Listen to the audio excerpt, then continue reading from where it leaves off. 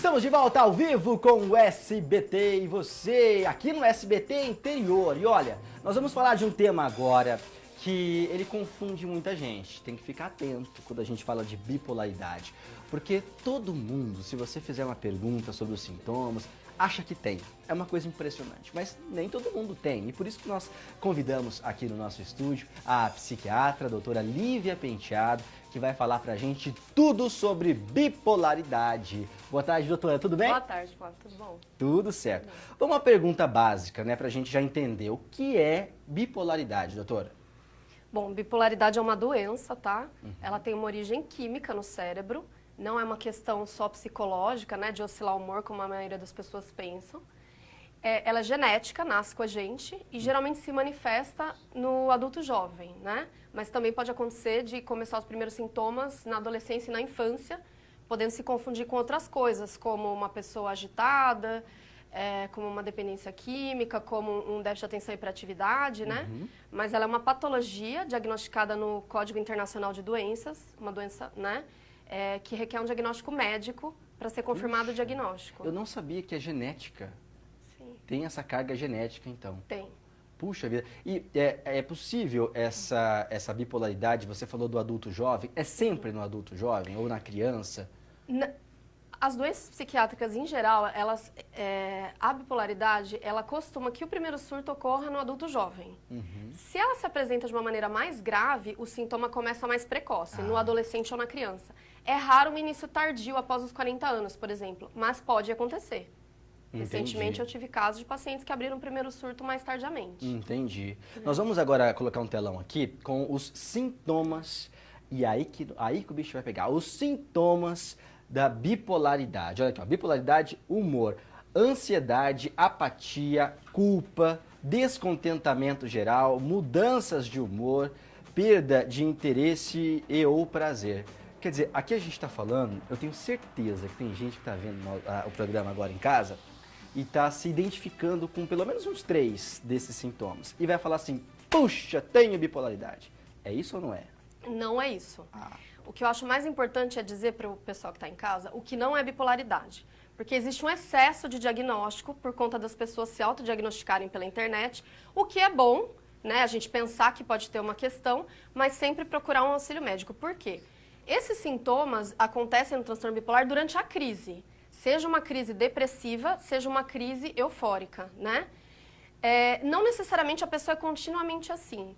Quando a pessoa continuamente tem essas alterações todas continuamente, a gente pode pensar em outros diagnósticos. Pode pensar em transtorno de personalidade borderline, uma pessoa que tem um déficit de atenção e hiperatividade, pode pensar em uma pessoa que tem dependência química, nós não desconhecemos e ela apresenta esses sintomas, né? A diferença é que o transtorno bipolar, entre as crises, a pessoa pode ter uma vida totalmente normal, né?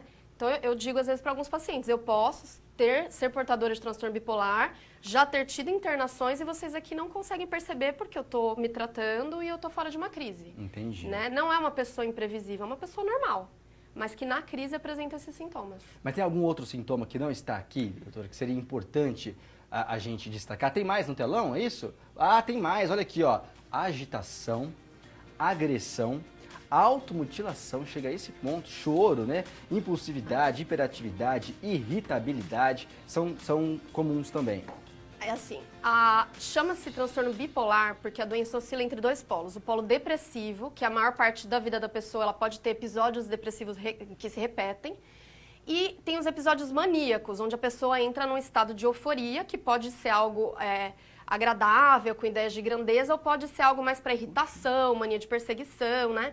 O problema é quando, no primeiro surto, a família e os amigos e no trabalho, as pessoas demoram a perceber que aquela pessoa está se alterando.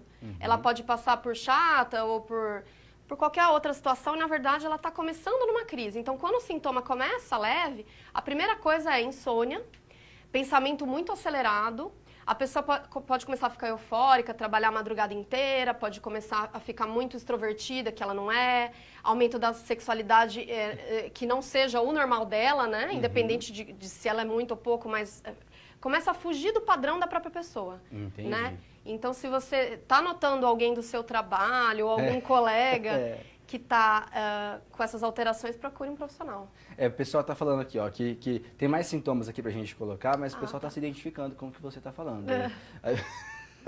Pessoal do Twitter aqui, vamos ver, tem mais sintomas aqui, ó.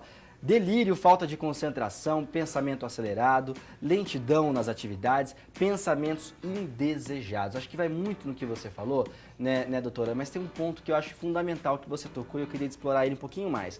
Às vezes, quando é uma criança, quando é um adolescente, que começa a sentir estes sintomas, às vezes a família pode olhar para esse adolescente, para essa criança e falar assim, é frescura, é fase. E aí está cometendo um erro grave, é ou não é, doutora? Sim.